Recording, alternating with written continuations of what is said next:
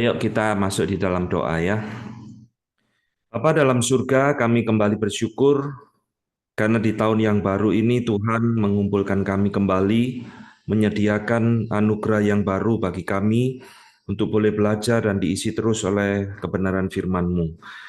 Bapa, pada awal tahun ini kami kembali berkumpul, kami akan belajar sesuatu topik yang berkenaan dengan kondisi daripada negara kami di tahun ini yang akan mengadakan pemilihan presiden.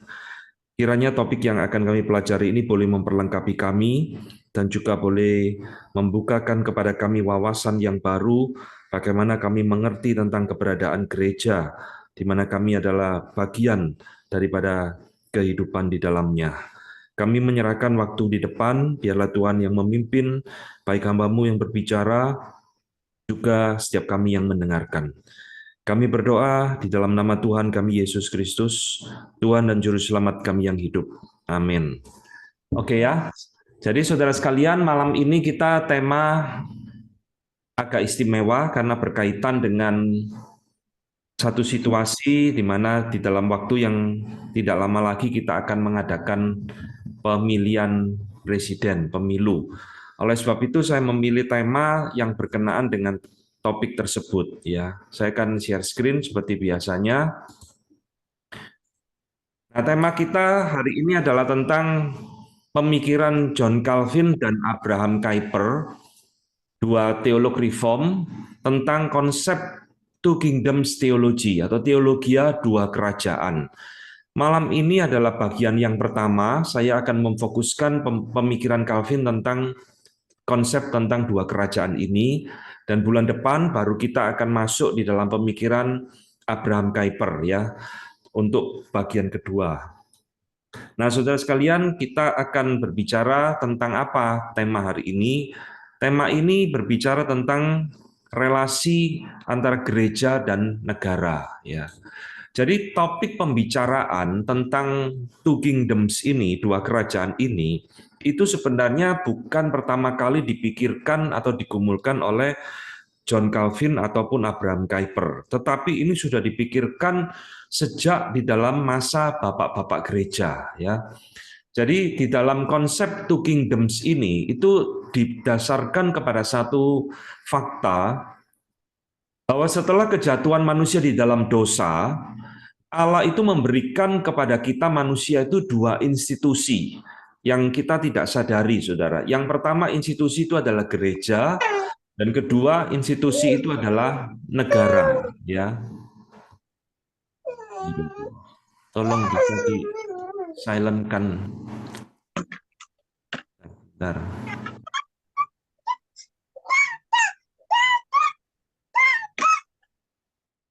Hmm. Ya, oke, saya lanjutkan. Dua institusi yang diberikan kepada manusia ya, yaitu gereja dan negara. Saudara, bagaimana relasi di antara dua institusi ini, gereja dan negara? Memang Alkitab berbicara tentang gereja, Alkitab juga berbicara tentang negara, tetapi Alkitab tidak menjabarkan secara mendetil, ya, secara eksplisit. Sehingga di dalam sejarah gereja, khususnya di dalam pemikiran bapak-bapak gereja, Agustinus itu telah memikirkan, saudara, tentang realitas dua kerajaan ini. Ya, di dalam bukunya The Civitae Dei, ya, The City of God. Agustinus telah membedakan ada dua macam kota. Ya, kota ini adalah bahasa kiasan ya, saudara. City of God, yaitu satunya City of Man. Kota Allah dan kota manusia, yang sifatnya itu berlawanan. Di mana City of God itu adalah satu pemerintahan Allah yang mulia, yang indah ya di dalam kekekalan, yang bersifat heavenly, sedangkan City of Man itu adalah sesuatu yang bersifat worldly ya, dunia pada saat ini. Nah, bukan hanya sifat daripada dua kota ini yang berbeda, tetapi juga siapa penghuni di dalam dua kota ini adalah dua kelompok manusia yang berbeda. Nah, City of God itu berisi kaum pilihan Allah, orang-orang tebusan Tuhan sepanjang zaman, sedangkan City of Man yang ada di dunia ini adalah satu bentuk atau kelompok manusia yang menolak Kristus. Nah, ini konsep daripada Agustinus tentang City of God, ya. City of God ini ada salah satu buku yang ditulis oleh Agustinus di dalam akhir hidupnya. Nah, Agustinus di dalam poin ini, saudara, menyamakan City of God itu dengan gereja yang ada di dunia ini, dan City of Man itu adalah dianalogikan atau disebutkan sebagai satu negara. Jadi di dalam konsep Agustinus tentang keberadaan dua kerajaan ini diwakilkan oleh gereja dan juga oleh negara, ya. Nah, kedua warga daripada kota ini, City of God and City of Man ini, menurut Agustinus itu bercampur di dalam dunia saat ini untuk sementara waktu, hingga nanti pada waktu Tuhan Yesus datang kedua kali baru dipisahkan kelompok anggota atau City of God dan City of Man ini, ya. Nah, ini konsep sederhana tentang pemikiran Agustinus tentang dua kerajaan. Jadi konsep tentang dua kerajaan ini sudah dipikirkan ribuan tahun sebelum teologi reform memikirkannya.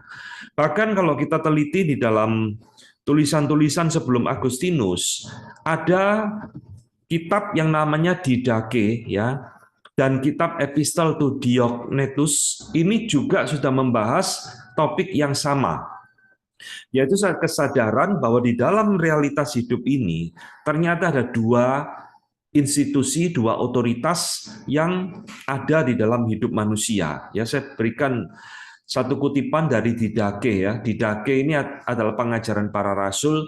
Dia mengatakan, atau kitab ini mengatakan, sebenarnya di dalam hidup manusia itu ada dua jalan, ya, two ways. Satu itu jalan kehidupan dan satunya ada jalan kematian. Dan di antara kedua jalan ini itu ada satu gap, great difference, ya, perbedaan yang sangat besar sekali yang tidak bisa diperdamaikan. Jadi satu itu jalan menuju kepada kehidupan, yang satu jalan menuju kepada kebinasaan. Jadi antara surga yang rohani dan kehidupan di dalam dunia. Ya, kira-kira Didache itu menggambarkan realitas seperti itu. Termasuk juga di dalam kitab atau surat Diognetus, ini tidak diketahui siapa penulisnya, ya. Di dalam kitab ini dia menceritakan tentang kehidupan orang Kristen yang teraniaya, yang tertindas di dalam dunia ini, ya. Dan mereka ini hidup, orang-orang percaya ini hidup sebagai aliens, ya, sebagai orang-orang yang terasing di dalam dunia ini, dan kewarganegaraan mereka, orang-orang Kristen ini yang sesungguhnya itu ada di surga. Jadi menurut kitab ini atau surat ini, orang-orang Kristen itu hanya sekedar menumpang di dalam dunia. Kewarganegaraan yang sesungguhnya ada di kerajaan surga, ya. Nah, saudara, di dalam tiga kitab City of God, Epistle of Diognetus, dan Didache ini ada kemiripan-kemiripan di dalam pemikiran mereka tentang dua kerajaan, yaitu adalah bersifat antitesis. Antitesis itu artinya bertentangan, berlawanan. Jadi ada dua realitas, satu bersifat rohani, miliknya Tuhan, satu ada bersifat duniawi, yang ada di dalam kerajaan dunia ini, ya, worldly kingdom. Dan duanya ini memiliki nilai-nilai yang berbeda, cara berpikir yang berbeda, anggota orangnya juga berbeda, dan tidak bisa diperdamaikan. Nah, ini kemiripan di dalam tiga kitab yang tadi kita baca. Nah, selain daripada Agustinus, juga kitab Didache dan kitab Epistle Diognetus ini, di dalam masa abad pertengahan, Bapak Ibu sekalian, Gereja Roma Katolik itu juga pernah memikirkan topik ini yang diwakilkan oleh seorang paus yang bernama Gelasius pertama, kira-kira tahun 490. Dia mencetuskan satu doktrin yang disebut dengan two swords doctrine, doktrin dua pedang. Apa maksudnya? Nah, Gelasius juga berpikir seperti sebelumnya, bahwa di dalam realitas kehidupan manusia, Tuhan itu memberikan dua pedang untuk mengatur kehidupan manusia.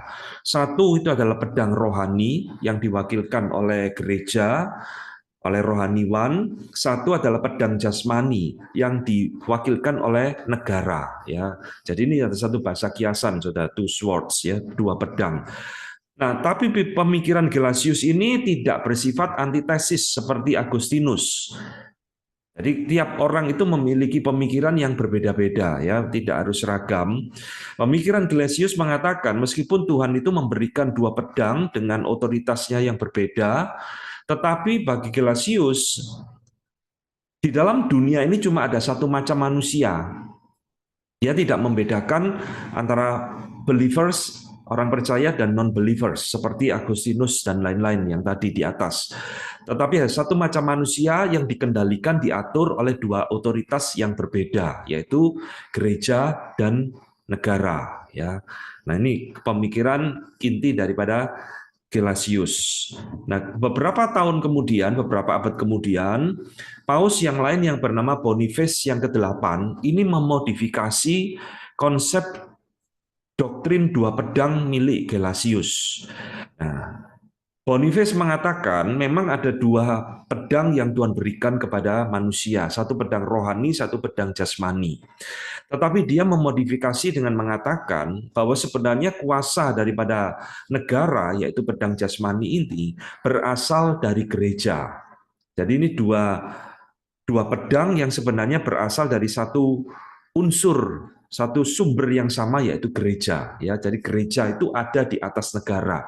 Gereja itu lebih berkuasa daripada negara dan meminjamkan, istilahnya meminjamkan otoritas pedang itu kepada negara. Ya, ini pemikiran Paus Boniface.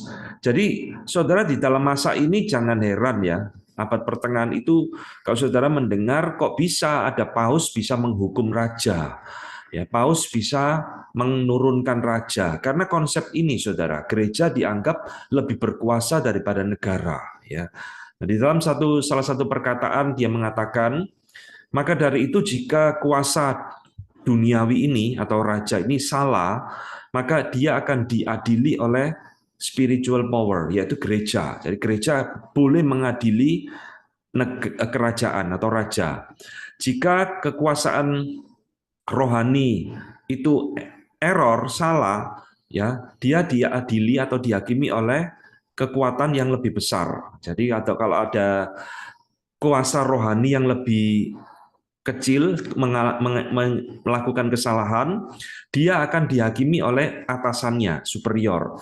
Tetapi jika yang superior atau yang supreme spiritual power yang paling tertinggi itu melakukan kesalahan, dia hanya bisa dihakimi oleh Allah. Ya, nah ini saudara nangkep ya. Jadi di dalam kalimat ini jelas sekali Boniface itu menerapkan satu sistem bahwa gereja itu di atasnya negara, gereja yang menguasai negara. Nah, inilah kekacauan yang terjadi di dalam abad pertengahan pada waktu itu, saudara. Jadi, paus bisa menurunkan raja, bisa menghakimi raja, tapi raja tidak berhak menghakimi atau menghukum paus. Ya, nah, saudara, berlanjut ini sekedar introduksi ya, pengantar bagi kita. Di dalam abad pertengahan, pemikiran tentang two kingdoms ini juga muncul di dalam tulisan daripada Thomas Aquinas, William of Ockham, dan lain-lain. Ini tidak kita bahas, tapi mereka mencetuskan ini. Hingga masuk di dalam abad reformasi, Martin Luther juga memikirkan topik yang akan kita bahas. Saya akan memberikan sedikit saja sebagai pengantar. Saudara, Martin Luther di dalam bukunya Temporal Authority, ya, kekuasaan yang sementara, dia artinya negara ini, dia membagi manusia itu menjadi dua jenis, mirip seperti Agustinus. Ada orang percaya, yaitu milik kerajaan Allah, dan orang yang tidak percaya, milik kerajaan dunia. Jadi ini konsep two kingdoms daripada Martin Luther. Jadi, nah, Martin Luther mengatakan bahwa di antara dua kerajaan ini, kerajaan Allah itu tidak membutuhkan pedang, ya. Maksudnya tidak membutuhkan pedang jasmani, dia hanya memakai pedang rohani, yaitu firman. Sedangkan kerajaan dunia itu memakai pedang jasmani, ya, untuk menghukum dan lain-lain. Nah, dua kerajaan ini di dalam pandangan Martin Luther itu berasal dari Allah yang sama. Jadi Allah itu, ini pandangan Luther mirip dengan Gelasius tadi ya. Jadi Allah itu memiliki dua tangan, tangan kanan dan tangan kiri yang diwakilkan sebagai gereja dan negara, church and state. Yang dua-duanya ini dipakai oleh Tuhan untuk mengatur kehidupan manusia. Yang satu, kata Martin Luther, untuk mendatangkan righteous, Ya, want to produce righteousness, ini berbicara tentang gereja. Gereja itu mendidik orang, mengajar orang, memerintah orang supaya dia menjadi orang yang benar di hadapan Tuhan. Dan kerajaan yang satu itu untuk menjamin keamanan atau kedamaian secara jasmani, external peace, dan mencegah perbuatan-perbuatan jahat dari manusia. Nah, ini konsep Martin Luther tentang two kingdoms, ada kerajaan rohani, ada kerajaan yang bersifat jasmani. Nah, bedanya pemikiran Luther dengan Agustinus itu ada beberapa hal, cukup panjang, tapi saya berikan satu saja, saudara.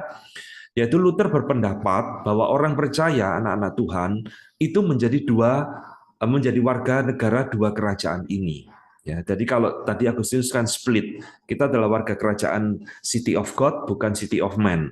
Tapi menurut Luther, dia mengatakan tidak, kita ini adalah dua kerajaan ini menjadi warga negara yang sama. Kerajaan duniawi dan kerajaan surgawi, kita menjadi dua warga negara dua kerajaan ini saat ini selama kita ada di dalam dunia, ya. Nah, saudara, inilah sedikit pengantar ya tentang topik kita, bahwa konsep tentang two kingdoms ini sudah dipikirkan ribuan tahun sejak bapak-bapak gereja, terus digali berulang kali dari zaman ke zaman. Nah, malam ini, saudara, kita akan melihat dari sudut pandang teologi reform yang akan kita gali dari pemikiran Bapak Reformator John Calvin. Ya, nah, John Calvin ini tentu saja tidak membuat tulisan yang bersifat politik, tetapi konsep tentang dua kerajaan ini pernah dia pikirkan, dia cetuskan di dalam bukunya Institutio. Mulai dari versi yang pertama 1536 hingga versi yang terakhir 1559. Jadi topik ini sudah muncul di dalam bukunya yang terpenting, ya. Dia misalkan mengatakan kalimat seperti ini. Nah, mari kita mempertimbangkan bahwa ada twofold governments, ya, ada dua bentuk pemerintahan di dalam diri manusia. Yang satu aspek itu bersifat rohani, di mana melibatkan hati nurani dan sebagainya, ya, menghormati Tuhan. Dan yang kedua itu bersifat politikal, bersifat politik. Yang satu kita sebut sebagai spiritual kingdom, yang lainnya kita sebut sebagai political kingdom. Nah, kedua-duanya ini kita harus bagi dan kita harus menganalisa atau menyelidiki kedua kerajaan ini secara terpisah. Ya, ini di dalam bukunya Institute Christian Religion, buku ketiga, pasal ke-19 ayat yang kelima. Jadi dia sudah mencetuskan ini, ya, dua kerajaan, satu rohani, satu bersifat politikal. Nah, di dalam buku yang sama, tapi buku yang keempat, bab 20 ayat pertama, dia mengulang kembali. Nah, kita memiliki, ya, bahwa manusia itu ada di bawah twofold governments, ya, di dalam dua pemerintahan di dalam diri setiap manusia. Satu pemerintahan kerajaan spiritual, satu bersifat politikal. Nah, saudara, apa yang membedakan pemikiran Calvin dengan Agustinus? Dia mengatakan, meskipun kita ini dipimpin di bawah dua otoritas kerajaan, namun secara fundamental dua kerajaan ini, kerajaan rohani dan kerajaan politik ini tidak bersifat antitesis. Ini menurut pemikiran Calvin, ya.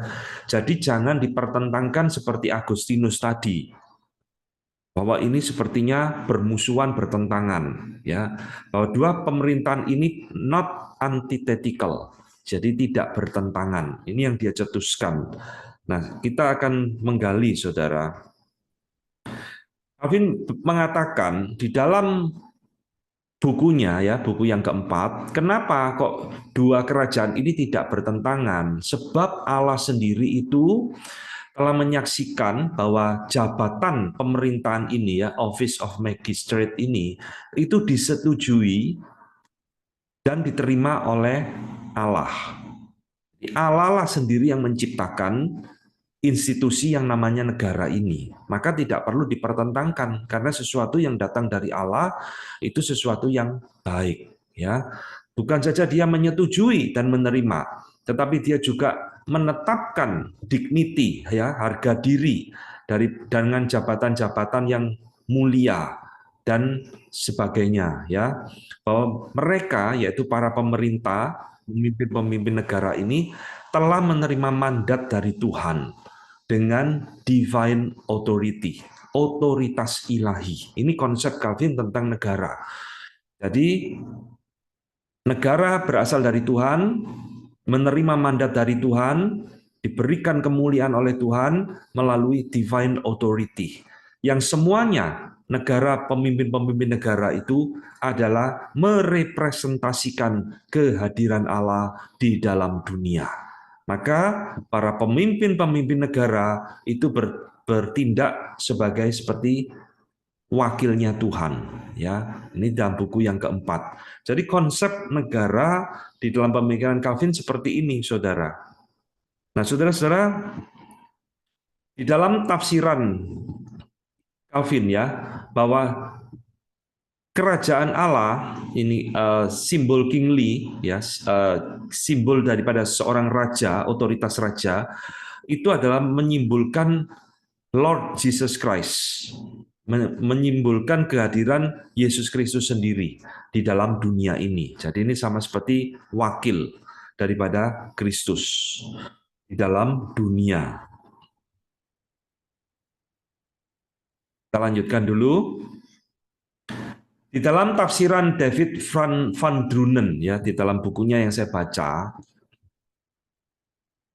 dia memberikan kesimpulan bahwa ajaran Calvin tentang dua kerajaan ini, satu spiritual, satu politikal ini, itu berbeda dengan ajaran Agustinus, dua kota, the two cities yang tadi kita baca di depan. Beda, saudara, walaupun mirip, ya, sepintas mirip tapi berbeda. Kenapa? Karena bagi Calvin, dua kerajaan ini adalah miliknya Tuhan. Maka sekali lagi tidak perlu dipertentangkan dan tidak boleh dipertentangkan menurut Calvin. Karena di dalam dua kerajaan ini, satu rohani, gereja, dan satu politik, yaitu negara, itu Allah memerintah manusia dengan cara yang berbeda. Dan masing-masing dari pemerintahan ini memiliki peran yang positif di dalam kehidupan manusia di dalam dunia ini. Dan Calvin mengatakan, seperti Luther, bahwa orang-orang Kristen adalah anggota dua kerajaan ini selama kehidupan mereka di dalam dunia. Ya, seperti kita, saudara. Kita adalah anggota kerajaan surga, kerajaan rohani Tuhan, ya, di gereja kita masing-masing, tapi kita juga adalah warga negara Indonesia. Nah, ya. Jadi Calvin mengatakan, Drunen mengatakan di dalam pemikiran Calvin, di dalam diri setiap manusia ada dua dunia. Satu dunia rohani, satu dunia yang bersifat politikal, negara. Di mana ada dua raja yang berbeda, dua hukum yang berbeda yang memerintah setiap kita. Ini konsep two kingdoms daripada Calvin, ya. Jadi saudara-saudara, pandangan Calvin boleh kita katakan ini lebih mirip Martin Luther dan Gelasius daripada Agustinus, karena Agustinus itu bersifat antitesis antara City of God and City of Man, ini bersifat antitetikal, bermusuhan, bertentangan. Calvin tidak setuju konsep seperti ini. Nah, sekarang kita lanjutkan. Setelah kita jelas pemikiran Calvin tentang two kingdoms ini di dalam diri setiap manusia, maka meskipun dua kerajaan ini sama-sama diberikan oleh Allah, tapi dua kerajaan ini ada perbedaan yang mendasar antara spiritual kingdom dengan political kingdom. Ada perbedaan yang fundamental. Ada beberapa, saudara. Yang pertama, perhatikan ya. Yang pertama, menurut Calvin, bahwa spiritual kingdom, kerajaan rohani ini bersifat penebusan atau bersifat redemptif. Jadi spiritual kingdom itu Tuhan dirikan di dalam dunia ini melalui Yesus Kristus dan gerejanya untuk menebus orang dari dosa, bersifat redemptif. Sedangkan political kingdom, negara, pemerintahan dunia dan manusia ini tidak bersifat penebusan. Dia memerintah manusia dengan hukum, dia mengatur supaya kejahatan tidak terjadi, undang-undang, bla bla bla macam-macam. Sehebat apapun hukum yang dibuat oleh political kingdom tidak bisa menebus manusia dari dosa. Nah, ini yang perbedaan pertama yang harus selalu kita ingat. Sehingga saudara ini mau tidak mau masuk di dalam perbedaan yang kedua, yaitu bahwa spiritual kingdom ini selalu bersifat rohani, bersifat heavenly, surgawi, dan bersifat internal, memerintah di dalam hati kita, saudara. Satu pemerintahan yang bersifat tidak nampak, karena ini ada di dalam hati kita, di dalam batin kita. Sedangkan political kingdom bagi Calvin itu justru bersifat eksternal, bisa dilihat, ya. Ada pemerintahannya, dia memerintah secara duniawi, memerintah secara eksternal, artinya memerintah secara jasmani, ya, sehingga ini menjadi dua perbedaan bentuk pemerintahan Allah di dalam diri setiap manusia. Dan ini nanti kita lihat ya, tidak boleh ditukar-tukar, saudara. Tidak boleh crossover, saling melintasi wilayah masing-masing. Tidak boleh. Setiap kingdom ini memiliki otoritasnya yang berbeda-beda. Jadi di dalam kalimat ini Calvin mengatakan pemerintahan yang pertama, yaitu spiritual kingdom, itu bersangkut paut dengan life of the soul, dengan jiwa kita, saudara. Sedangkan pemerintahan yang bersifat political kingdom itu berurusan dengan present life, kehidupan kita saat ini di dalam dunia sebagai warga negara suatu negara, suatu bangsa, ya. Jadi inilah konsep two kingdoms di dalam pemikiran Calvin. Sehingga dengan adanya dua perbedaan ini, ya, Calvin menolak apa yang tadi diajarkan oleh Paus Boniface ke-8 di atas. Dia menolak apa yang disebut dengan teori regalian bishop atau rohaniwan, ya, apapun itulah namanya, mau pendeta, mau apapun yang memiliki kuasa rohani dan politik. Tidak boleh, saudara. Calvin menolak. Jadi dia tidak setuju dua kerajaan ini diperintah oleh orang yang sama. Tidak boleh. Oh, saya rohaniwan, saya mau jadi pemimpin di gereja, saya juga mau jadi pemimpin di negara. Wah, enggak bisa, saudara. Karena ini dua kerajaan yang berbeda, otoritasnya berbeda, hukumnya berbeda. Kalau dipimpin oleh satu orang, nanti terjadi konflik interest, bisa kacau, saudara. Gerejanya kacau, negaranya kacau. Itulah seperti yang menolak regalian bishop. Ya, nah saudara, konsep regalian bishop ini yang tadi diajarkan oleh Paus Boniface ke-8 itu merupakan satu teori yang salah tafsir dari Lukas 22 ayat 38. Ya, saya tuliskan seperti ini. Ketika Tuhan Yesus menyuruh murid-muridnya untuk membeli pedang, ya, untuk mencari pedang. Kata mereka, Tuhan, ini 2 pedang. Jawabnya, sudah cukup. Nah, ya, pasal lengkapnya saudara harus baca sendiri. Nah, saudara, Tuhan Yesus ngomong ini 2 pedang, ya, 2 swords. Yesus ngomong sudah cukup. Nah, ini ditafsirkan oleh Paus Boniface ke-8 tadi di atas untuk menunjukkan bahwa seorang rohaniwan, Paus, memiliki otoritas 2 pedang ini yang dia tafsirkan church and state, negara dan gereja. Ya, ini tafsiran yang jelas ngaco, saudara. Ini Tuhan Yesus tidak ngajari kita hamba Tuhan memiliki 2 pedang, kuasa rohani dan kuasa negara politik, tidak ada. Ya, jadi Calvin mengkomentari tafsiran yang keliru ini. Ini bukan saja bersifat alegori yang kacau, ya, tapi ini juga sesuatu yang olok-olokan yang memalukan, ya, satu detestable mockery, satu tafsiran yang kacau balau, yang dimana mereka itu sangat melecehkan firman Tuhan, ya, membuat firman Tuhan itu menjadi lelucon dengan tafsiran seperti itu. Jadi Calvin sekali lagi menolak dua kerajaan ini dipimpin oleh orang yang sama. Tidak boleh, harus orang yang berbeda. Nah, saudara-saudara, dia kembali mengatakan, ya, masih di dalam konteks ini, apakah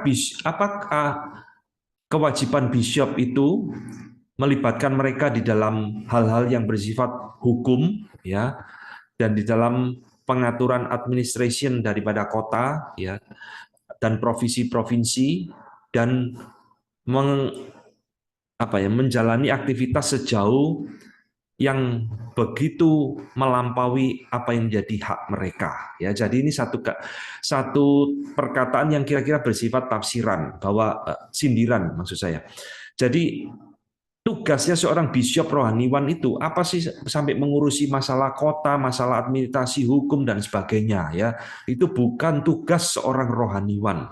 Nah, tugas rohaniwan itu hanya memimpin spiritual kingdom di dalam diri manusia, bukan terlibat secara politik. Nah, inilah sebabnya dua kerajaan ini sekali lagi tidak boleh dipimpin oleh orang yang sama. Satu orang menjabat sebagai prince dan priest pada saat yang sama. Ya, prince itu raja, priest itu imam. Imam dan raja pada saat yang sama. Tidak boleh, saudara. Ya, ini bisa kacau. Sehingga di dalam bagian inilah konsep tentang doktrin dua bidang ini, to spear doctrine, bagi Calvin itu bahwa pastor-pastor atau hamba-hamba Tuhan di Jenewa, tempat Calvin memimpin gereja itu, tidak memiliki political authority. Ini yang ditekankan oleh seorang pentafsir yang namanya Mark Larson.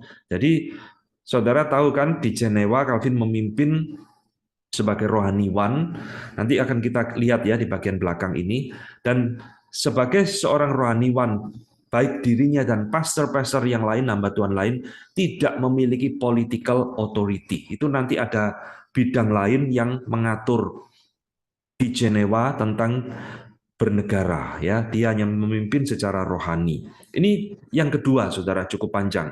Perbedaan yang ketiga sekarang, apa bedanya spiritual kingdom dengan political kingdom? Nah, ini ya. Jadi bagi Calvin, spiritual kingdom ini di dalam dunia, kerajaan Allah ini kan tidak kelihatan, saudara. Memerintah di dalam batin, hati nurani manusia.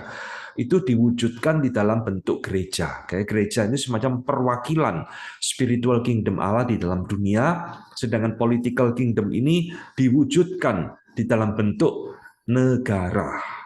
Ini. Jadi di dalam dua kerajaan di dalam pemikiran Calvin ini, they do not notice how great a difference, ya, betapa besarnya perbedaan dan unlikeness, ketidakmiripan di antara ecclesiastical, gereja dan negara. Jadi ada perbedaan yang nyata, yang tadi sudah kita sebutkan tiga hal ini, antara spiritual kingdom dengan political kingdom. Tapi saudara, sekali lagi ingat ya saudara, bahwa Calvin tidak pernah mempertentangkan dua kerajaan ini di dalam pemikirannya dia. Jadi justru dua kerajaan ini berjalan harmonis di dalam pemikiran Calvin. Nah, ini. Kita harus mengingat di dalam benak pemikiran kita bahwa perbedaan yang kita sebutkan tadi ini, tiga ini, ya, bahwa kita tidak secara bijaksana itu mencampur adukkan kedua kerajaan ini. Yang betul-betul secara natur itu completely different. Jadi dia mengingatkan bahwa meskipun dua kerajaan ini tidak boleh dipertentangkan, tidak boleh diantitesiskan, tapi juga jangan dicampur aduk antara spiritual kingdom dengan political kingdom. Karena masing-masing ini memiliki otoritas, memiliki tugasnya yang berbeda satu dengan yang lain. Nah, apa itu saudara? Di dalam hal ini, tugas spiritual kingdom atau gereja ini adalah memberikan nasihat, ya, memberikan teguran, bahkan memberikan disiplin kepada orang percaya. Jadi kalau warga negara itu bukan anak Tuhan, bukan orang percaya, ya itu bukan urusannya gereja. Gereja tidak berhak memberikan teguran, memberikan disiplin gerejawi kepada yang bukan anggota spiritual kingdom. Itu nanti urusannya negara, ya. Jadi saudara, itulah sebabnya Church of God, ya, gerejanya Tuhan, itu membutuhkan spiritual polity, politik atau apa ya, hikmat atau hukum rohaninya sendiri. Dengan tujuan ini untuk memberikan penghakiman, ya, ditegakkan di dalam gereja sejak awal untuk berurusan dengan kesalahan-kesalahan yang bersifat moral, untuk menginvestigasi kejahatan, ya, bersifat dosa. dan untuk menjalankan fungsi jabatan pemegang kunci kerajaan Allah. Jadi ini adalah berbicara tentang tugasnya gereja. Jadi tugas gereja itu selalu bersifat rohani. Dia boleh menegur kalau ada jemaat bersalah, berdosa, bahkan boleh memberikan disiplin gerejawi. Ya, tapi disiplinnya tentu tidak bersifat penghukuman yang bersifat fisik. Karena itu bukan wewenang daripada gereja. Nah, ini ya, jadi fungsi gereja, tugas gereja tidak diperbolehkan memberikan disiplin secara jasmani. Ya, gebuki orang, mencuti orang, tidak boleh, hukum cambuk, tidak boleh, saudara.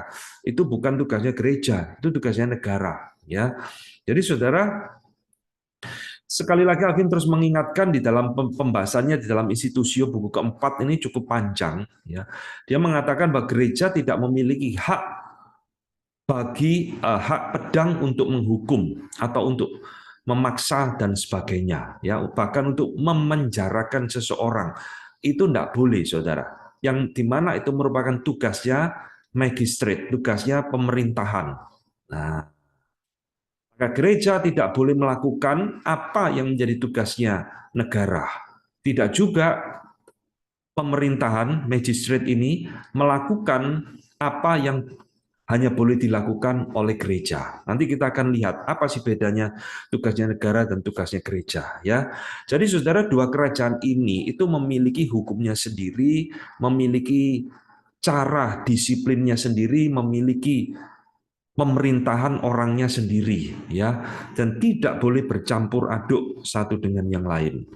Nah, saudara, kita tidak membahas ini ya, selain di dalam Institute Christian Religion, Calvin juga menjabarkan tugas wewenang rohaniwan itu di dalam buku lain, Ecclesiastical Ordinances, tatanan gerejawi. Saya memberikan apa yang menjadi hak seorang hamba Tuhan, seorang gembala di dalam dia memimpin secara spiritual kingdom bagi domba-dombanya. Jadi paling tidak kita sekarang mengerti, oh tugas gereja itu hanya berkaitan dengan hal-hal yang bersifat rohani, ya, menegur, mengingatkan, dan dia boleh memakai pedang rohani, yaitu adalah firman Tuhan. Nah, sekarang apa tugas daripada negara? Nah, sekarang kita lihat tugas daripada negara yang satunya adalah nih ya, tidak saya terjemahkan, langsung saja seperti ini. Tugas negara adalah untuk menyesuaikan kehidupan kita sebagai satu society, satu masyarakat, untuk membentuk suatu tingkah laku sosial yang bersifat civil righteousness, ya, kebenaran sipil. Jadi maksudnya kehidupan masyarakat itu tercipta dengan baik, itu tugas negara.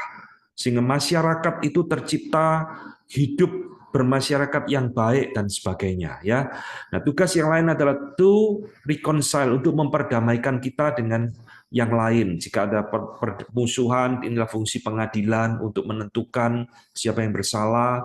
Dan tugas negara adalah untuk menghasilkan kedamaian, general peace, dan ketenangan, tranquility, di dalam kehidupan bermasyarakat. Ini tugas negara secara umum, ya. Jadi tidak mungkin tugas ini dilakukan oleh gereja, saudara. Ini tugasnya negara untuk menjamin kehidupan berbangsa berjalan dengan baik dan lain-lain. Yang kedua, tugas negara menurut Calvin adalah untuk mencegah ketenangan masyarakat, public peace, kedamaian masyarakat, kedamaian umum terganggu. Tidak boleh, saudara. Jika ada jadi huru-hara, terorisme, dan lain-lain, itu tugas negara untuk mencegah supaya ketenangan kehidupan bermasyarakat itu tidak terganggu. Dan tugas negara, kata Calvin, adalah juga untuk menjamin setiap orang untuk tetap memiliki propertinya safe, ya, apa harta bendanya yang dimiliki masyarakat itu aman, terjamin, tidak ada satu gangguan terhadap kepemilikannya dia, ya, dan lain-lain. Dan orang-orang juga boleh memiliki satu relasi yang tidak bersalah satu dengan yang lain, blameless intercourse, ya. Jadi relasi yang baik satu dengan yang lain tercipta tidak ada kejahatan di dalam masyarakat, di dalam diri mereka, dan masyarakat itu bisa mencapai satu kejujuran dan sebagainya terpelihara di antara setiap manusia. Jadi ini tugas negara, saudara, menjamin kehidupan bersosialisasi satu orang dengan yang lain, rasa aman, tentram, kedamaian itu harus tercipta. Inilah tugas seorang pemimpin negara. Diberikan oleh Tuhan kepada seorang pemimpin, ya, antara presiden atau raja atau apapun. Nah, yang ketiga, Calvin mengatakan tugas negara itu bukan hanya sekedar bersifat horizontal, saudara. Tapi tugas negara itu juga ada aspek yang vertikal, ya. Termasuk tugas kewajiban negara, kata Calvin, adalah untuk menjamin kehidupan di dalam hal beragama. Nah, ini saudara, ya. Nah, saudara sekalian, apa yang kita bisa jabarkan di dalam bagian ini? Dia mengatakan beberapa poin, ya, kalimatnya panjang, saya buat jadi poin ini. To cherish and protect the outward worship of God. Untuk melindungi, ya, ibadah kepada Tuhan. Jadi tugas negara itu bukan untuk menindas orang yang beragama, melarang orang beragama, tidak boleh, saudara. Justru tugas negara itu melindungi, bukan hanya masalah harta, bukan hanya masalah ketenangan, tapi juga untuk masuk di dalam masalah yang bersifat religion. Menjamin setiap orang di dalam negara itu bebas beribadah kepada Tuhan. Kalau ada gangguan bagaimana? Ya dia harus menggagalkan negara itu. Dia harus mengatasi gangguan itu supaya setiap orang itu boleh beribadah dengan tenang di hadapan Tuhan. Tugas negara termasuk adalah to define sound doctrine of piety. Nah, ini mungkin saudara bingung, ya. Tugas negara adalah untuk membela doktrin dan posisi daripada gereja. Saudara sekalian, ketika kita mempelajari pemikiran Calvin tentang dua kerajaan ini, saudara mesti ingat, ya, ini adalah muncul di dalam konteks abad ke-16 dan di dalam konteks negara barat. Jadi kalau dilihat dari negara kita mungkin bingung, kok tugas negara membela gereja, membela doktrin yang benar. Tetapi secara prinsip ini tidak salah, saudara. Ya, bahwa memang tugas gereja itu adalah untuk menjamin kehidupan beragama. Nah, di dalam konteks Jenewa pada waktu itu, tugas negara adalah untuk menjaga doktrin yang benar. Maksudnya apa? Maksudnya ini di dalam konteks bidat, heresi. Jadi pada waktu itu banyak bidat-bidat itu lari semua ke Jenewa, saudara. Ya, Michael Severus, Faustus Sosinus dan sebagainya itu macam-macam ada di Jenewa yang mengancam kehidupan bergereja dan bisa menimbulkan kekacauan di dalam masyarakat. Nah, di dalam konteks itulah Calvin mengatakan bahwa tugas negara salah satunya adalah untuk membela gereja supaya gereja itu tetap boleh menjalankan fungsinya, ya, menjadi spiritual kingdom yang baik bagi masyarakat. Nah, kira-kira seperti itu. To prevent idolatry, menjaga atau mencegah penyembahan berhala. Ini juga tugasnya gereja, tugasnya negara di dalam konteks Jenewa pada waktu itu, ya. Jadi kalau ada penyembahan berhala, penyesatan dan sebagainya yang bisa mengacaukan kehidupan masyarakat, negara harus juga handle, ya. Nah, termasuk ada sacrilege against God's name. Penistaan terhadap nama Tuhan. Ini juga harus negara ambil peran di dalam mengatasinya. Jadi misalkan saudara ada masyarakat yang menistakan nama Allah, menghina nama Allah. Gereja tidak boleh menghukum, saudara. Orang gereja ngewebuki orangnya gitu, ya, mecuti, tidak boleh. Maka Calvin menyerahkan ini kepada tugasnya negara. Ini loh, ada wargamu, ya, tidak menghormati religion, tidak menghormati agama, tidak menghormati Tuhan. Nah, ini adalah satu kriminal menurut Calvin. Harus ada hukuman secara negara. Meskipun gereja tidak boleh menghukum, ya. Ini tugasnya negara. Nah, kira-kira seperti itu, saudara. Yang berikutnya adalah penghujatan terhadap kebenaran Tuhan. Ya, ini mirip-mirip sebenarnya. Ini tugasnya negara. Jadi Calvin melihat kejahatan-kejahatan yang bersifat spiritual seperti ini itu bukan hanya bersifat rohani, spiritual, tapi ini juga bersifat satu kriminal, kejahatan yang bersifat state, negara. Negara harus mengambil langkah di dalam hal-hal seperti ini. Ya, jadi inilah saudara poin ketiga, tugas negara adalah di dalam bersangkut paut dengan kehidupan rohani. Ingat ya, selalu tadi saya katakan, Calvin melihat dua kerajaan ini, spiritual kingdom dengan political kingdom, ini tidak antitesis, saudara. Tidak bermusuhan, tapi ini justru harmoni. Satu dengan yang lain, ada bidangnya masing-masing, ada wilayahnya, ada hukumnya, tapi saling melengkapi satu dengan yang lain. Ya, nah di dalam poin ini, saudara, ya, bahwa negara itu memiliki tugas yang berkaitan dengan hal rohani seperti yang barusan saya jelaskan. Calvin memiliki kemiripan dengan pemikiran Aquinas, ya, tokoh teolog abad pertengahan juga berpikiran seperti itu. Negara memiliki tugas juga menjaga kehidupan ketentraman di dalam hal beribadah, bukan hanya masalah sosial masyarakat. Nah, ini pemikiran Calvin.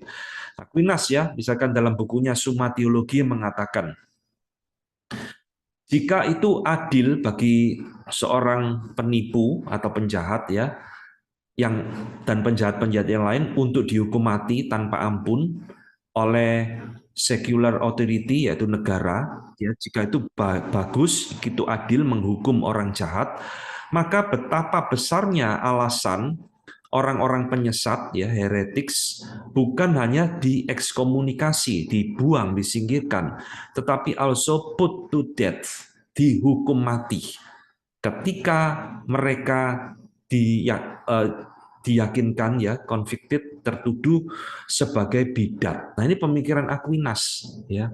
Jadi saudara, bagi Aquinas dan juga bagi Calvin, orang-orang di dalam masa itu yang merongrong, ya, ketenangan kehidupan beragama dengan ajaran bidat macam-macam, termasuk salah satunya Michael Severtus, itu bukan sekedar masalah rohani melanggar Tuhan, tapi itu juga dianggap sebagai masalah kriminal, ya.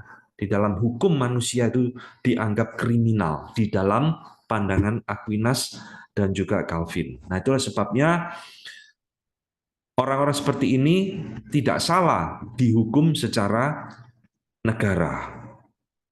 Nah, ini, ya, Calvin mengatakan, jika mereka mengingat bahwa mereka adalah vicars of God, ya, wakil dari Tuhan, mereka juga harus melihat dengan seksama, dengan sungguh-sungguh, ya, untuk mempresentasikan di dalam diri mereka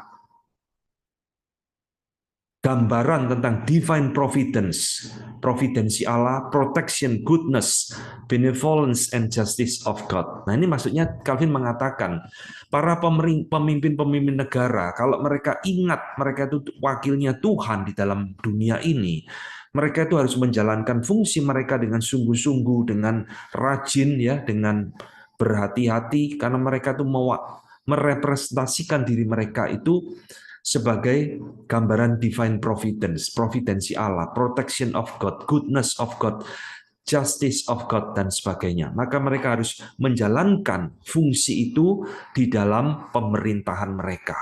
Ya, jadi saudara, bukan hanya kalau ini menista agama mayoritas baru dihukum, ya. Kalau menista agama yang lain dibiarkan, tidak boleh, saudara. Jadi tugas pemimpin negara itu bukan untuk pilih-pilih seperti itu, tetapi adalah untuk menciptakan satu keharmonisan secara menyeluruh, baik secara society maupun secara religion, ya.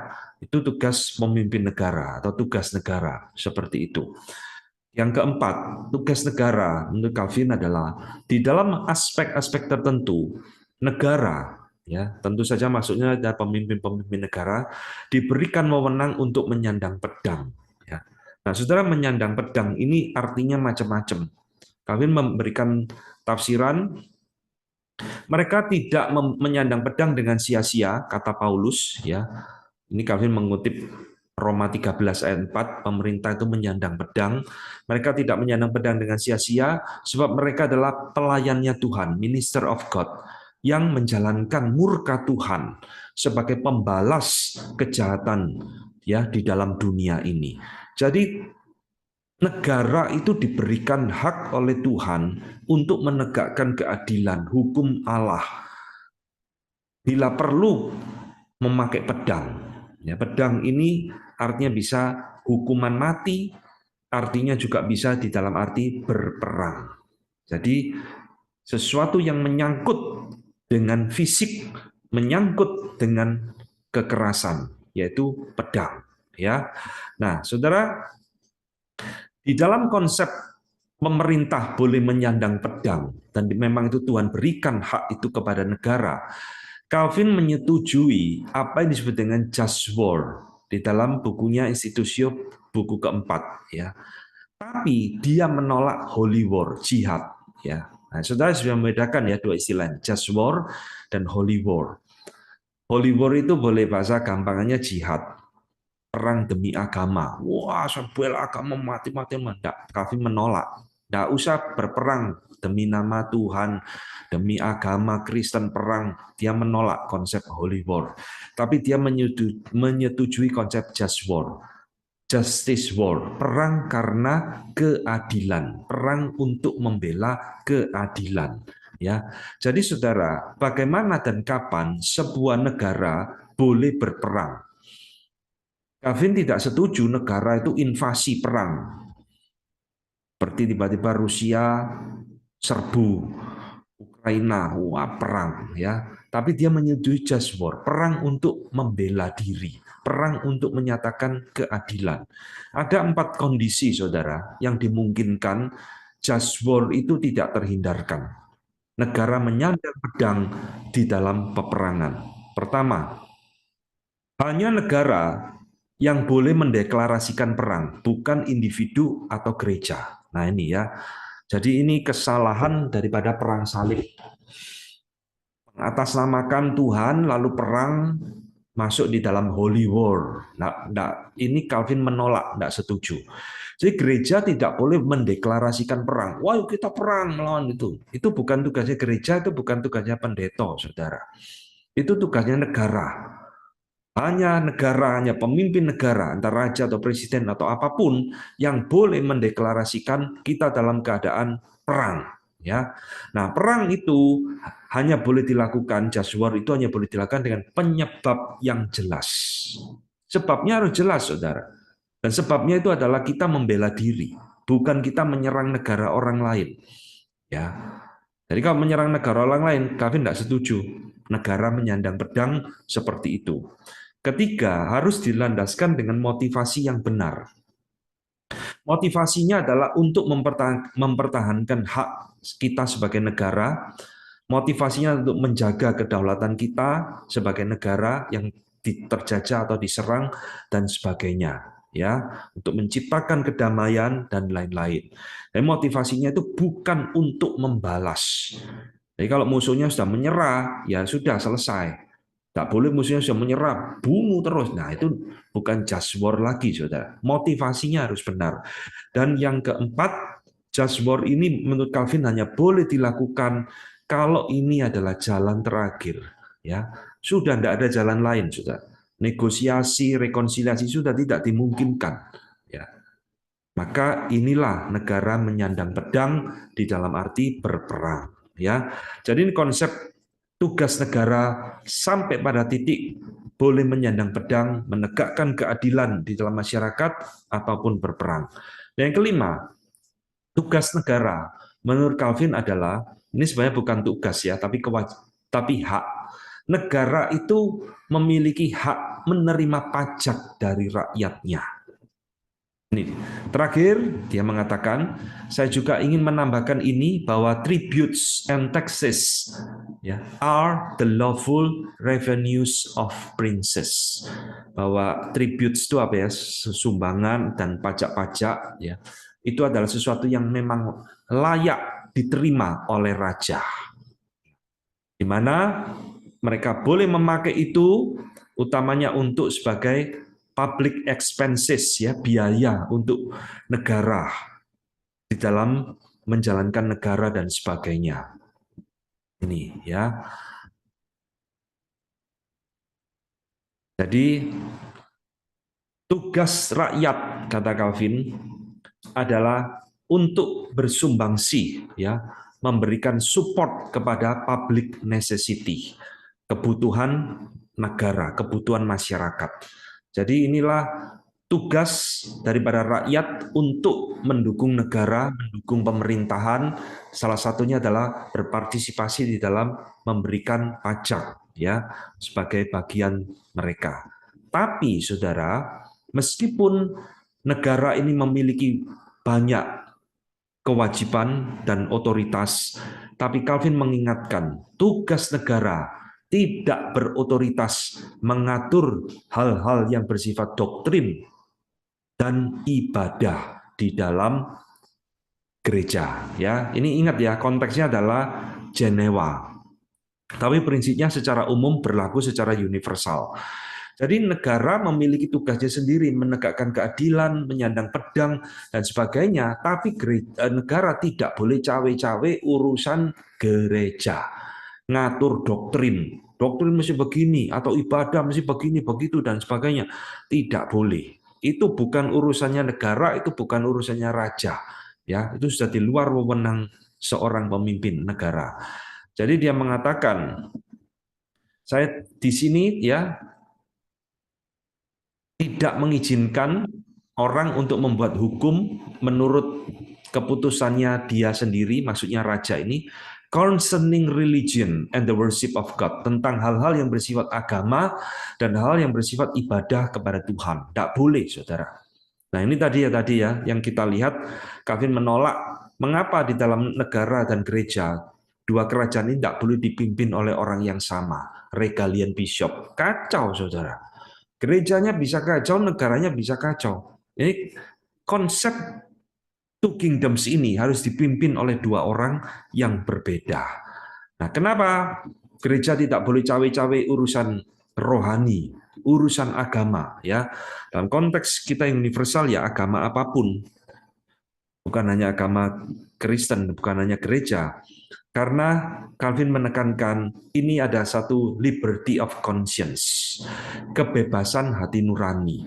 Jadi saudara, Tuhan itu membebaskan kita, menebus kita dari dosa, memerdekakan hati nurani kita untuk beribadah kepada Tuhan sesuai dengan apa yang Tuhan nyatakan di dalam firman-Nya.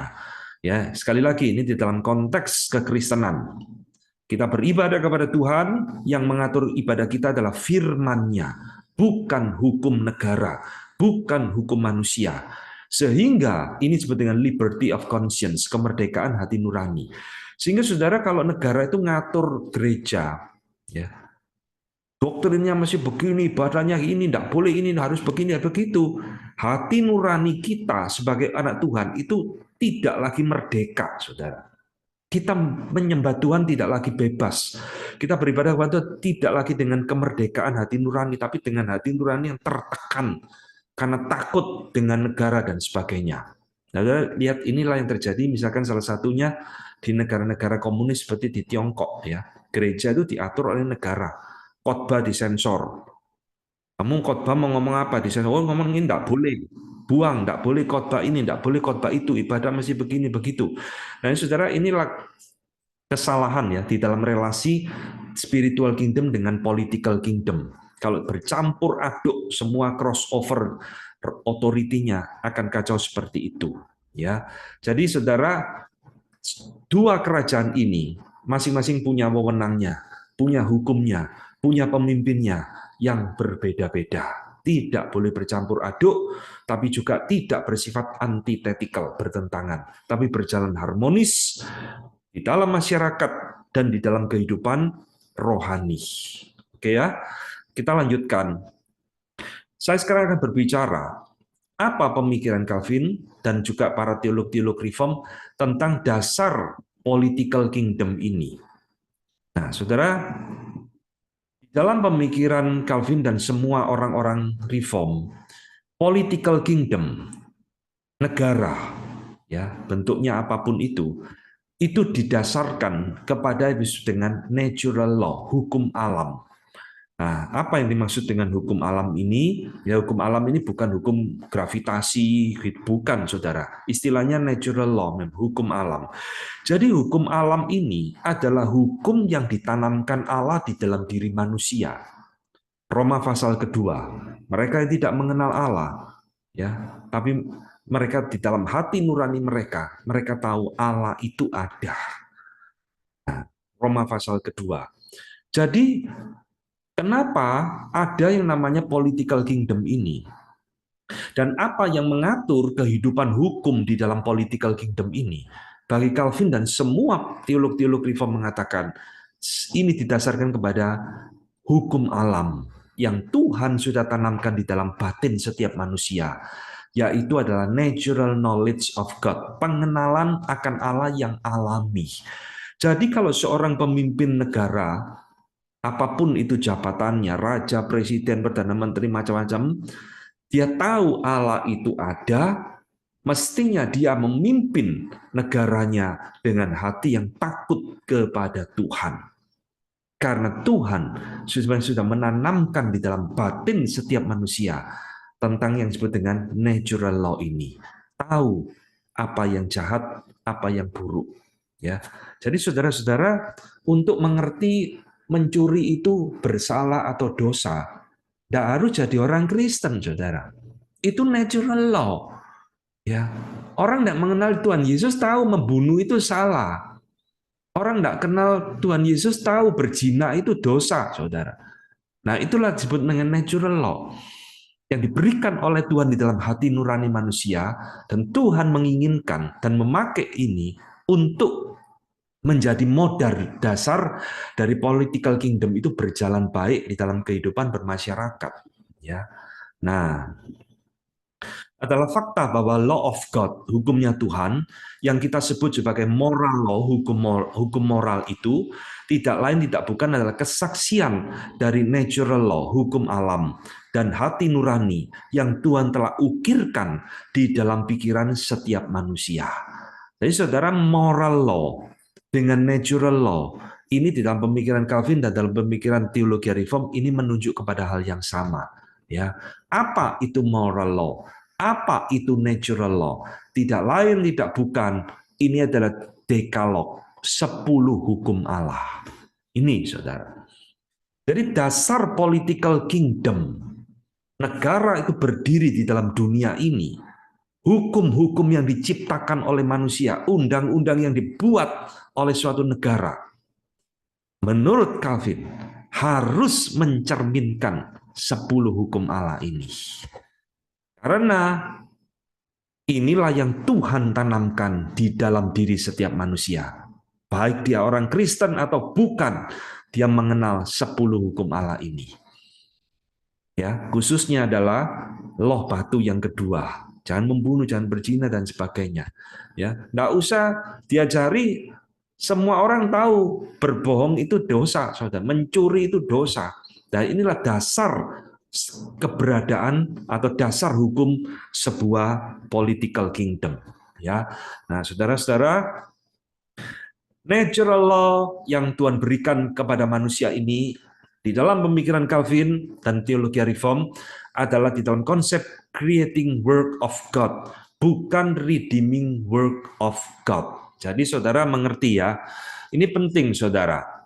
Hukum alam yang menjadi dasar keberadaan suatu negara, undang-undang yang dibuat, semua mencerminkan 10 hukum Allah ini, itu adalah di dalam konsep creating work of God, karya penciptaan Allah, bukan karya penebusan Allah.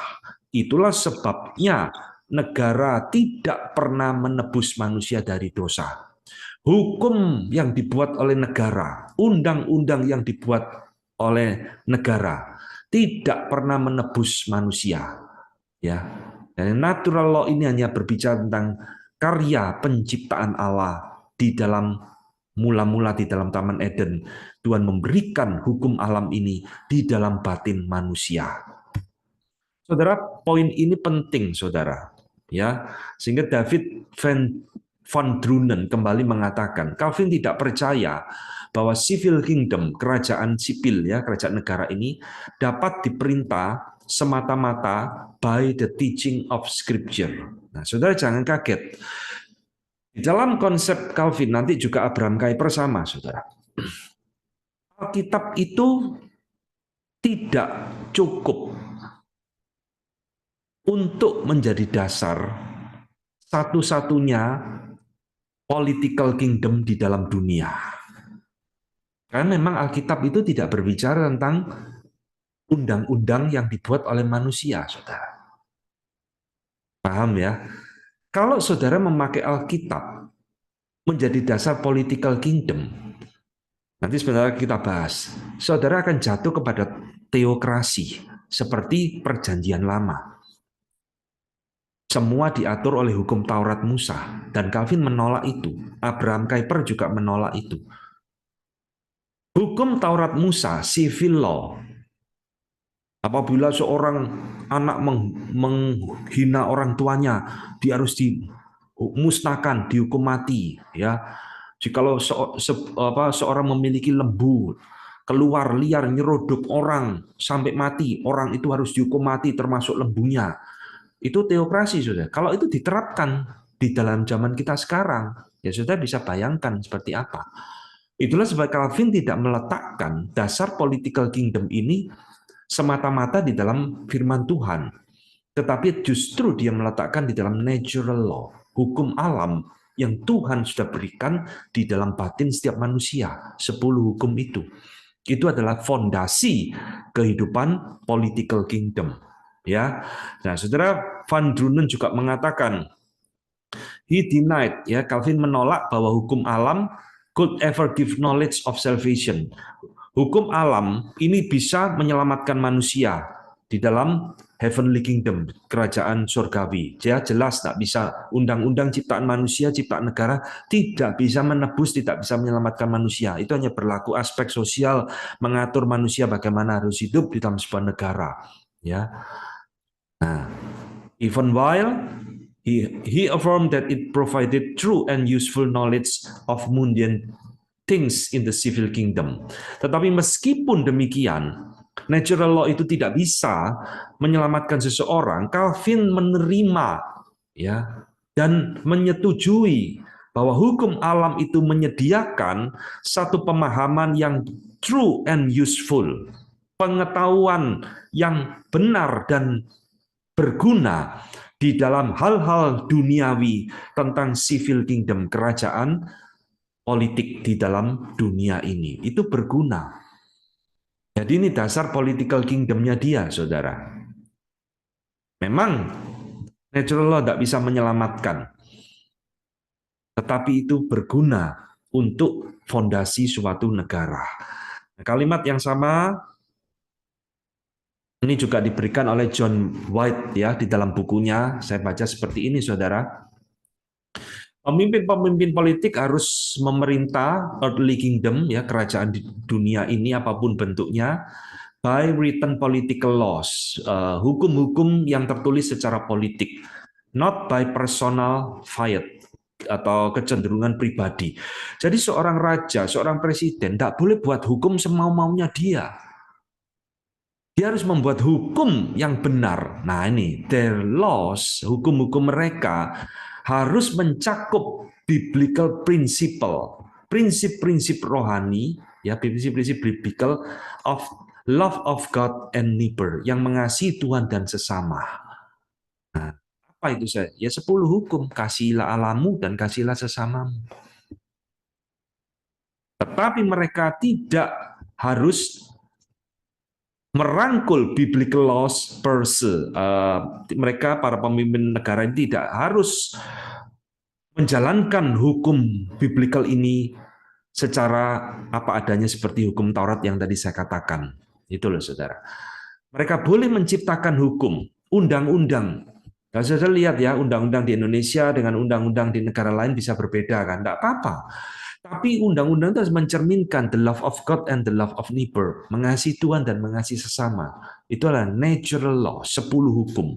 Itu fondasi kehidupan suatu bangsa, suatu negara. Ya, jadi saudara, maka dari poin ini, saudara, apa sih bentuk pemerintahan yang terbaik menurut Calvin?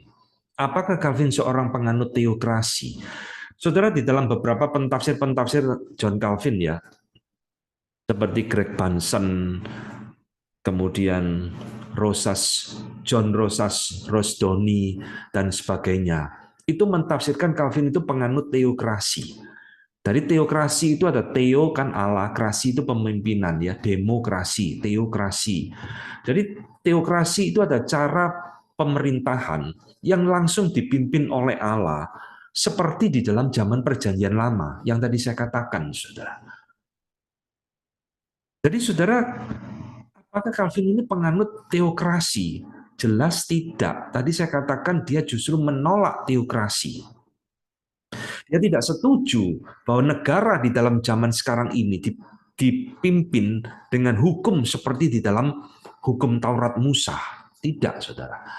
Nah, dia mengatakan ya di dalam bukunya Institutio, dan jika engkau membandingkan berbagai bentuk pemerintahan manusia, ya terlepas daripada situasi kondisi negara atau bangsa tersebut, dikatakan it is not easy to distinguish ya which one of them excel in usefulness. Tidak gampang untuk membedakan ya mana salah satu dari mereka yang paling unggul cara memerintah, demokrasikah ataukah aristokrasikah ataukah kerajaanKah atau apapun ya. Sebab mereka memiliki cara pemerintahan yang sama ya, equal terms, maksudnya esensinya sama gitu. Nah, dia mengatakan untuk alasan inilah the worst tyranny is more bearable than no order at all. Saudara lihat, bentuk pemerintahan tirani yang paling buruk sekalipun menurut Calvin itu lebih baik daripada tidak ada pemerintah sama sekali. Ya, ini dari buku Corpus Reformatorum, buku ke-53 dan seterusnya. Jadi saudara, betapa pentingnya pemerintahan itu.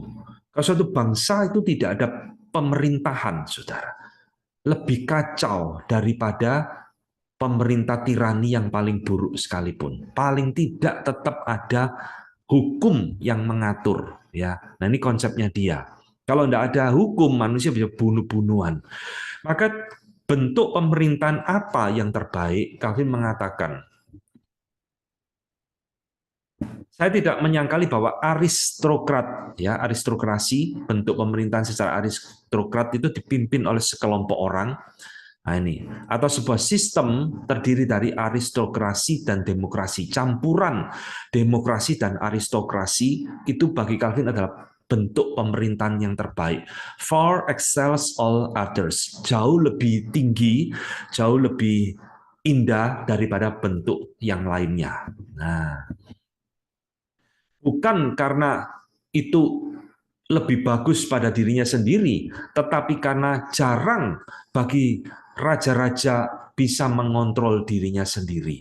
Maka dari itulah kesalahan manusia lebih aman ya diperintah dengan sejumlah pemerintahan. Jadi maksudnya gini, Calvin tidak setuju sebuah bentuk negara dipimpin oleh satu orang tunggal. Dia menolak ini. Maka dia memilih aristokrasi atau demokrasi atau campuran keduanya. Supaya apa? Supaya mereka bisa menolong satu dengan yang lain. Bisa mengingatkan, bisa mengajar satu dengan yang lain. Karena dia tahu kecenderungan manusia. Ingat ya kalimat power tend to corrupt. Kuasa itu cenderung korup. Orang kalau sudah jadi pemimpin tunggal, tidak ada yang lain. Sudah dijamin dia akan jadi pemimpin yang korup, semau-maunya dia. Nah itulah sebabnya dia menolak pemimpin tunggal. Lebih baik pemimpin itu dipimpin oleh sekelompok orang supaya bisa saling menasihati, mengingatkan, menasihati, dan sebagainya. Itu diwakilkan aristokrasi atau demokrasi. Ini saudara. Maka di dalam bukunya ya, ini saya nggak ngerti bacanya gimana ini bahasa Prancis. Mark mengatakan Calvin tidak pernah menunjukkan simpati ya untuk teokrasi. Calvin menolak teokrasi, Calvin menolak bentuk monarki. Dia lebih setuju aristokrasi dan demokrasi. Menurut dia cara pemerintahan yang terbaik. Sebab seperti yang Alkitab katakan, sebuah republik yang well constituted, yang baik berdiri ya, is a singular benefit of God. Ini di dalam khotbahnya dia tentang 1 Samuel. Ketika bagaimana Tuhan melantik Daud menjadi raja, ya. Well constituted republic is a singular benefit of God. Dia setuju bentuk suatu republik. Nah, kira-kira seperti itu.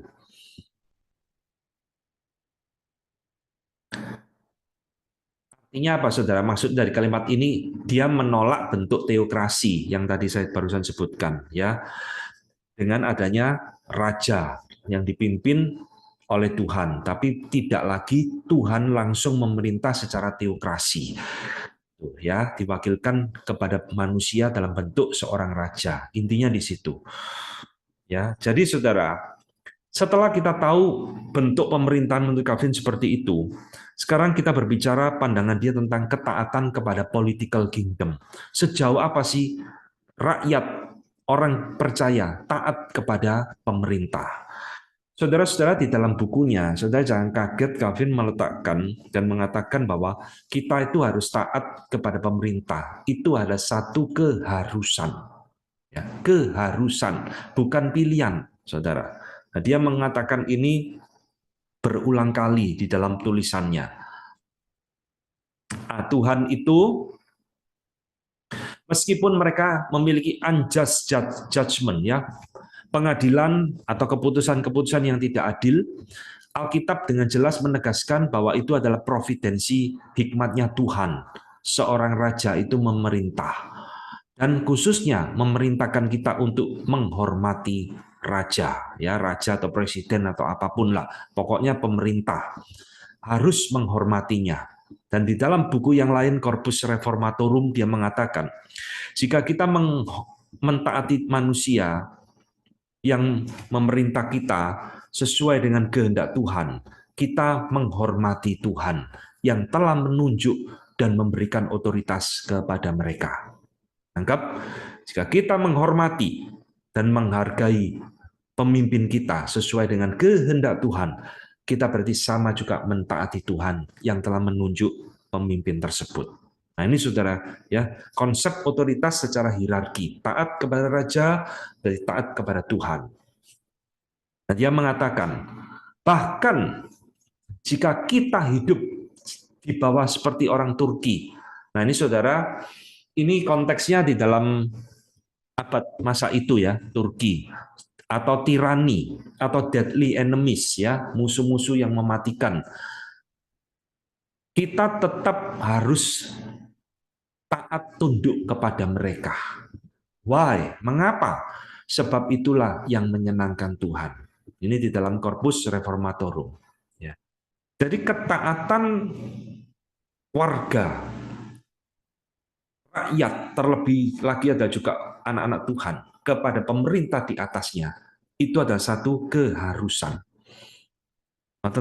Meskipun pemimpinmu itu tidak baik, ya, pemimpinmu itu tirani, pemimpinmu itu menindas, engkau harus tetap belajar taat kepada dia. Diulang-ulang terus, saudara. Sampai di dalam buku Institut juga sama buku keempat, dia mengatakan hal yang sama. Bahkan dia mengatakan bahwa pemerintah yang tirani itu bisa jadi adalah alat penghukuman Allah bagi anak-anak Tuhan supaya bangkit kembali secara rohani. Ya, kekristenan ini kalau pemerintahnya baik-baik kan tertidur, saudara. Gereja malas berdoa. Tapi gereja kalau teraniaya kan rajin berdoa. Ya, jadi Calvin mengatakan bisa jadi pemerintah yang jahat adalah alat penghukuman Allah bagi anak-anak Tuhan supaya dibangkitkan akan kerohaniannya. Maka mereka yang memerintah secara unjustly, secara tidak adil dan tidak mampu, incompetently, telah dibangkitkan oleh dia untuk menghukum kejahatan rakyatnya, ya, termasuk mungkin gereja Tuhan. Nah, ini konsep Calvin tentang ketaatan kepada pemerintah di atasnya. Belajarlah taat kepada pemerintah, hormati pemerintah. Tapi Calvin mengatakan ketaatan kepada Allah itu yang mutlak. Ketaatan kepada negara harus, ketaatan kepada Allah absolut, mutlak. Jadi saudara, Calvin tidak mengatakan kita taat kepada negara itu membabi buta. Nah, dia mengatakan ya di dalam lecture Daniel, kitab Daniel pasal 6 ayat 22 mengatakan raja-raja duniawi menanggalkan kuasanya mereka ketika mereka bangkit melawan Tuhan. Kita harus, ini bahasanya kasar, saudara. Kita harus meludahi kepalanya mereka daripada taat kepada mereka ketika mereka begitu memusuhi dan berusaha merampok Allah dari hak-haknya Allah. Jadi maksudnya, kalau sebuah pemerintah negara itu melawan Tuhan, disinilah poin kita boleh tidak taat kepada negara. Apa sih contohnya negara melawan Tuhan? Melarang beribadah. Gereja ditutup, gereja ditekan, ibadah tidak boleh, ya, dan sebagainya dan sebagainya. Nah, di dalam poin ini Calvin mengatakan kita tidak harus taat kepada pemerintah. Ketaatan kepada Tuhan itu mutlak. Nah, dia mengatakan di dalam tafsiran Ulangan pasal 5 ayat yang ke-6 juga sama. Sementara kita diperintahkan untuk taat kepada atasan kita, pemimpin kita, maka exception, pengecualian tetap berlaku bahwa ini tidak harus menarik dari segala prerogatif yang menjadi miliknya Tuhan. Kita harus mencintai negara kita, mencintai pemimpin kita, menghormati pemimpin kita, tapi kita harus lebih mencintai dan menghormati Allah. Ini yang Calvin tekankan, yang telah dikatakan di dalam first table, ya, loh batu pertama dari 10 hukum dan seterusnya, bahwa Allah harus disembah terlebih dahulu melampaui segala sesuatu yang lain. Nah, ini saudara. Jadi saudara, kita bisa melihat ya konsep-konsep penting yang Calvin ajarkan tentang political kingdom, relasi spiritual dengan political kingdom dan sebagainya. Lalu bagaimana jika sebuah negara itu menindas ataupun melawan Tuhan dan sebagainya? Apa yang harus kita lakukan? Ingat, Calvin tidak setuju adanya pemberontakan, saudara. Kudeta, kekerasan, kita kudeta, ambil kekuasaan raja, kekuasaan negara. Dia salah satu orang yang menolak ya konsep pemberontakan, kudeta dan sebagainya. Nah, itulah sebabnya tadi saya katakan di dalam bentuk pemerintahan dia setuju kepada aristokrasi atau demokrasi. Negara itu harus dipimpin oleh banyak orang, oleh banyak lembaga. Ya, nanti akan saya jelaskan di dalam bukunya Institutio, buku yang keempat, dia memperkenalkan istilah lower magistrate atau bahasa sekarangnya parlemen yang harus bertindak meski kadang harus memakai senjata.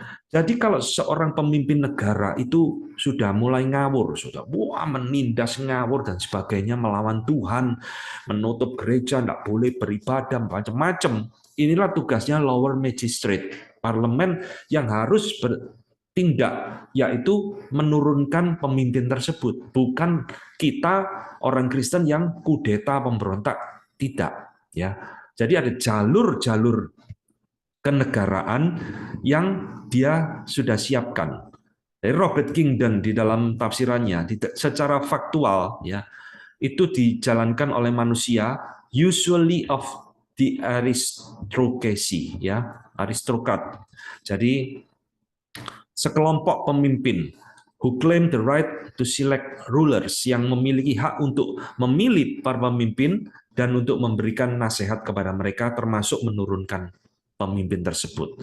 Nah, ini saudara, cara pemikiran Calvin tentang menghadapi pemerintah atau negara yang korup, yang tidak beres, ya, yang tirani. Yang kedua, melalui providensinya, Tuhan bisa pakai orang lain atau negara lain untuk menghukum pemerintahan yang tirani. Jadi tidak harus kita gereja yang melawan pemerintah sendiri. Calvin tidak setuju, ya. Jadi dia mengatakan ini, dia bisa membangkitkan, ya, melalui menyatakan kebaikannya, kuasanya, dia membangkitkan avengers, ya, pembalas di antara hamba-hambanya sendiri dan memperlengkapi mereka dengan perintah untuk menghukum wicked government, pemerintahan yang jahat, dan membebaskan umatnya dari penindasan yang tidak adil dan sebagainya, ya, kesengsaraan dan lain-lain. Jadi Tuhan bisa pakai cara yang bermacam-macam, entah negara lain ataupun orang lain, untuk menggulingkan pemerintahan yang jahat. Ketiga, bagaimana menghadapinya? Bersabar dan berdoa. Ya, ini di dalam Institut pasal yang keempat. Sambil menantikan pertolongan Tuhan, belajar bersabar, belajar berdoa. Ini yang tadi saya katakan, ya, gereja kalau di dalam penekanan rajin berdoa, saudara, di dalam situasi-situasi yang tertekan. Atau keempat, Calvin mengatakan pindah negara. Kalau sampai merasa sudah tidak tahan, ada kemungkinan pindah negara. Jadi saudara ingat, Calvin sendiri juga adalah pengungsi, ya, dari Prancis ke Swiss. Karena di Prancis itu jadi penganiayaan dari gereja Roma Katolik kepada kaum Huguenot, orang-orang reform, sehingga banyak orang itu akhirnya diaspora, pergi, termasuk Calvin, melarikan diri ke Swiss dan menetap di sana sampai mati. Nah, saudara sekalian, inilah konsep tentang ketaatan kepada negara. Saya masih lanjutkan, saudara, tentang dua kerajaan dan kemerdekaan hati nurani yang tadi kita bahas, ya, liberty of conscience. Saudara, gereja dan negara ini tidak bisa memaksa orang untuk percaya melakukan sesuatu yang berlawanan dengan firman Tuhan. Jadi baik gereja itu tidak bisa memaksa, gereja negara juga tidak bisa memaksa, saudara. Gereja tidak bisa memaksa, ayo kamu harus jadi orang Kristen. Tidak bisa, itu bukan tugas kita. Negara juga tidak bisa mengatur gereja harus begini, begitu, dan sebagainya. Ya, tidak bisa. Jadi semua itu kembali kepada firman Tuhan. Jadi di dalam poin ini dia membahas tentang liberty of conscience, ya, kemerdekaan hati nurani, di dalam buku yang ketiga dan buku yang keempat di dalam berbagai pasal. Cukup panjang, saudara.